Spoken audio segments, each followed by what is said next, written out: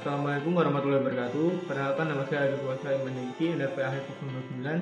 Saya Nadia Ciara, NRP akhir 104. Perkenalkan nama saya Raka Bediansyah Mersavito dengan NRP akhir 074. Perkenalkan nama saya Rahmi Marini Mahmud, NRP 5016221079. Perkenalkan, nama saya Alvin Vito Satrio Nugroho dengan NRP 5016211098. Saya Aileen Salsabila, NRP 075.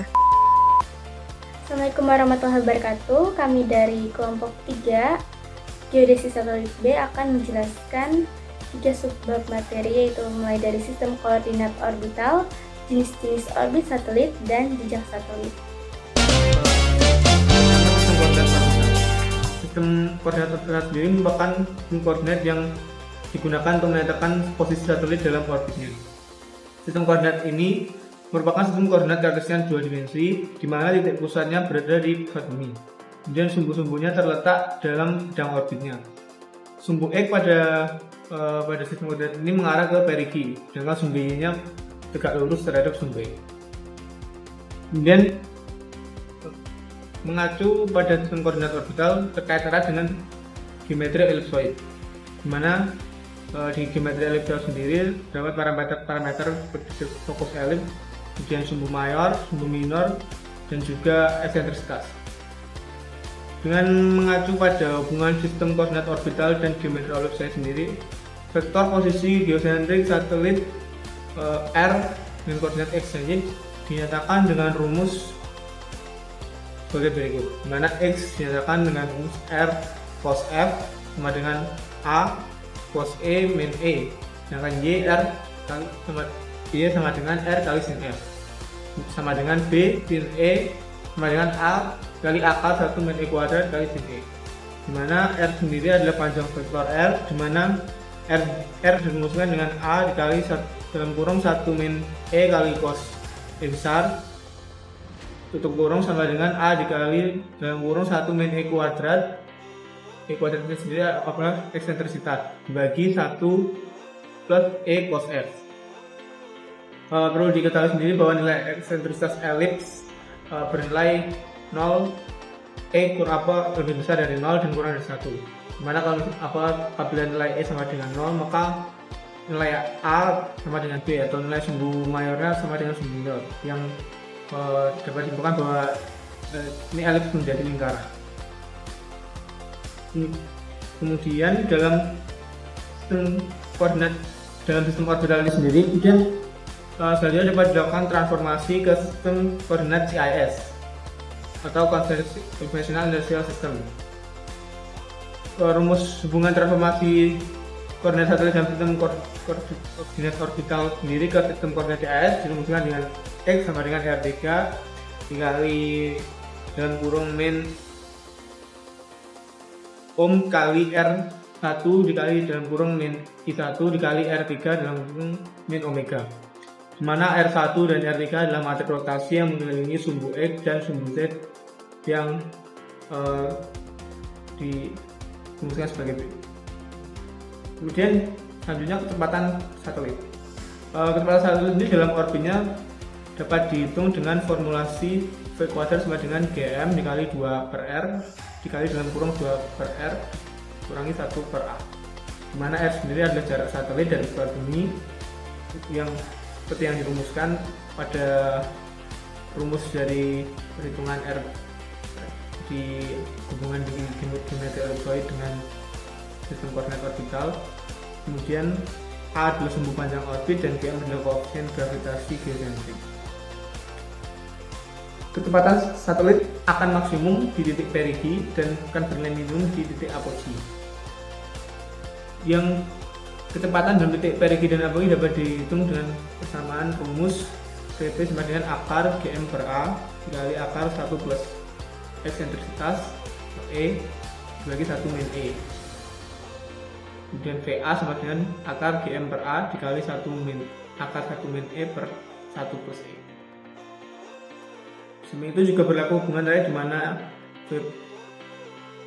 VP dikali RP sama dengan VA dikali RA, di mana RP dan RA adalah jarak perigi dan jarak apogee.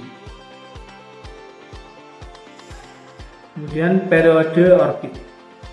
Periode orbit satelit sendiri yaitu waktu yang diperlukan oleh anomali menengah untuk berubah sebesar 360 derajat dan dinyatakan dengan rumus T sama dengan 2pi per N sama dengan 2pi kali akar A pangkat 3 per Gm. Dan N sendiri adalah mean motion. Kemudian perigi dan apogee.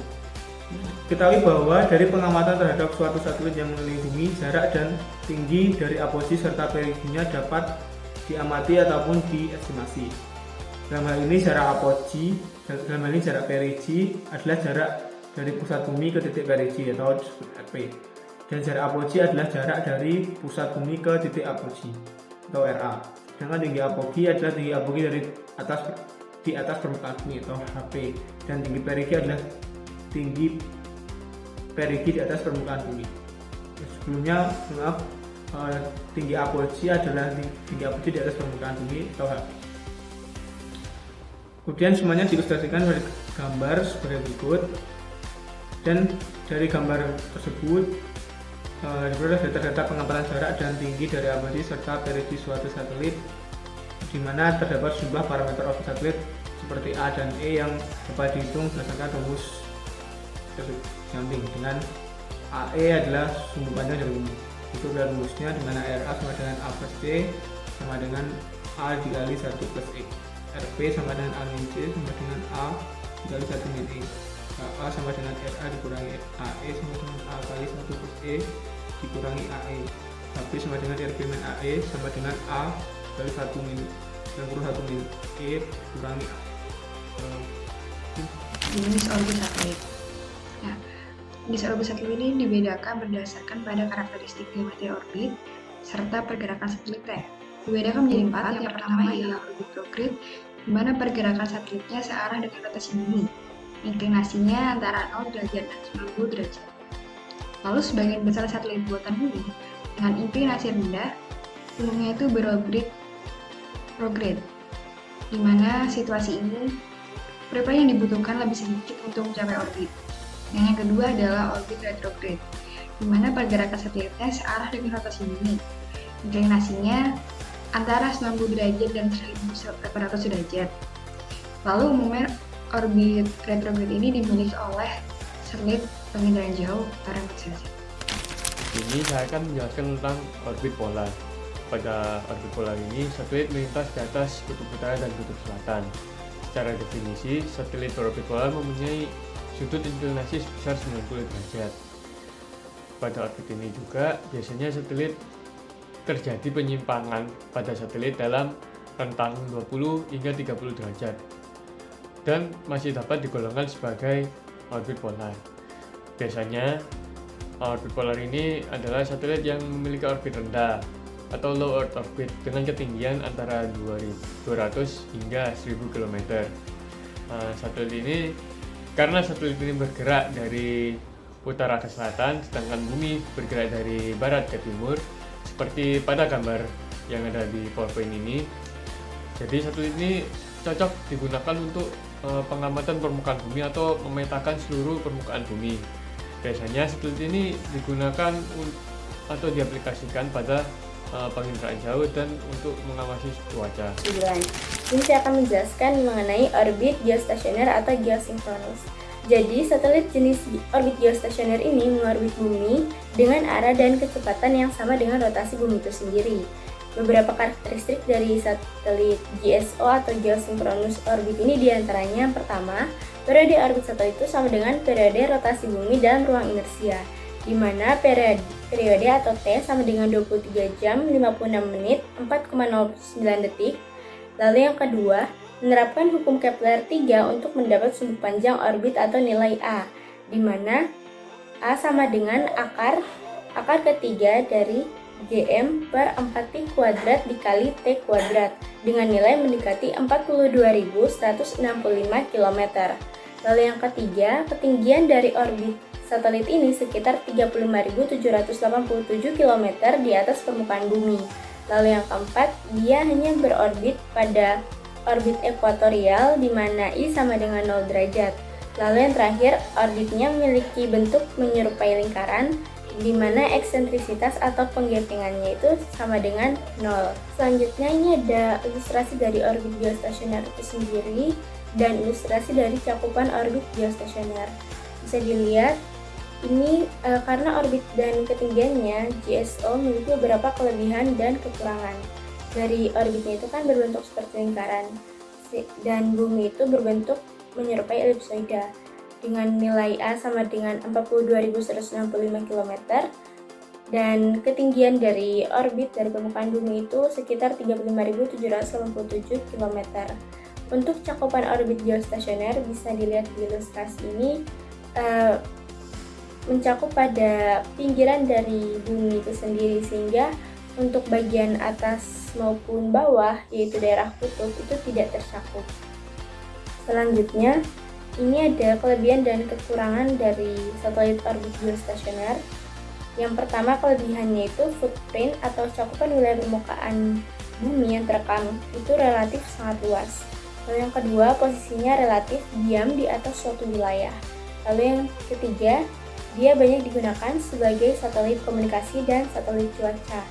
Untuk kekurangan dari satelit orbit geostasioner diantaranya resolusi spasial data pengamatan relatif buruk karena yang tadi ketinggiannya itu sangat tinggi, walaupun dia mencakup wilayah yang luas, tetapi hasilnya resolusi spasial yang menjadi buruk. Lalu yang kedua, cakupan areanya itu tidak mengenai wilayah kutub, yaitu pada lintang 82 derajat hingga 90 derajat seperti yang ada di ilustrasi tadi, sehingga dia tidak bisa memantau aktivitas yang berkaitan dengan area sekitar kutub. Selanjutnya, untuk orbit geostasioner itu ada yang dinamakan satelit IGSO atau Inclined Geosynchronous Orbit, yang dimana ia kadang digunakan untuk melengkapi rekaman satelit pada kawasan kutub dan region tertentu.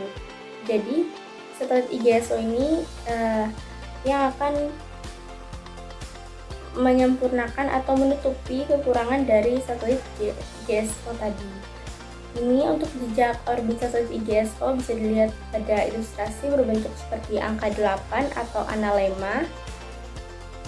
Contoh satelit dari IGSO ini ada QZSS dan IRNSS atau Navig. Untuk contoh QZSS atau satelit navigasi kuasi zenith satelit system, itu sumbu panjang orbit atau nilai A-nya itu 42.164 km dengan sudut inklinasi 43 derajat dan nilai eksentrisitas sama dengan 0,075. 1 ITS. Di sini saya akan melanjutkan penjelasan tentang jenis-jenis orbit satelit. Sun-synchronous orbit atau orbit SSO merupakan orbit satelit yang mensinkronkan pergerakan satelit dalam orbit, presisi bidang orbit, dan pergerakan bumi mengelilingi matahari. Orbit SSO juga tergolong sebagai orbit retrograde, yang mana inklinasi orbitnya lebih besar dari 90% dan tidak mungkin tepat di 90% karena dibuktikan oleh persamaan berikut. Kemudian, di bawah terdapat ilustrasi dari sun-synchronous orbit. Terdapat 3 hal yang perlu diperhatikan, yaitu orbit satelit SSO, orbit bumi, dan sudut matahari atau sun angle. Ilustrasi tersebut membuktikan bahwa satelit berorbit SSO akan melewati lokasi tertentu di permukaan bumi secara kontinu pada waktu lokal yang sama setiap kalinya. Pada umumnya, orbit SSO digunakan oleh sistem Indraja, sistem pengintai, dan satelit cuaca karena setiap kali berada di atas lokasi yang dipantau, kondisi pencahayaan permukaan bumi di bawahnya akan relatif hampir sama. 5. Jejak satelit di permukaan bumi berupa titik-titik yang terhubung satelit dengan permukaan bumi seperti pada ilustrasi tersebut. Jejak itu umumnya membentuk kurva sinusoidal, dan plot jejak satelit dari waktu di atas permukaan bumi dapat diketahui dan diperkirakan. Dari plot tersebut dapat diketahui beberapa parameter seperti inklinasi dan periode orbit. Inklinasi sendiri merupakan lintang maksimum dari jejak satelit yang langsung dapat diestimasi dari plot jejak satelit yang bersangkutan. Dan berdasarkan hukum Kepler 3, maka sumbu panjang orbit satelit juga dapat diestimasi. Kemudian adanya rotasi bumi, jejak satelit di permukaan bumi bergerak ke arah barat dengan waktu. Satelit berorbit geostasioner atau yang biasa disebut dengan GSO memiliki inklinasi 0 dan periode orbit sama dengan periode rotasi bumi. Maka jejak akan berupa titik yang tetap di permukaan bumi. Kemudian dengan satelit berorbit geostasioner berinklinasi atau yang biasa disingkat dengan IGSO memiliki jejak satelit menyerupai bentuk angka 8 yang biasa disebut analemma seperti pada gambar tersebut. Baik, itu saja presentasi dari kelompok kami. Mohon maaf bila banyak kesalahan. Wabillahi taufiq wal hidayah. Wassalamualaikum warahmatullahi wabarakatuh.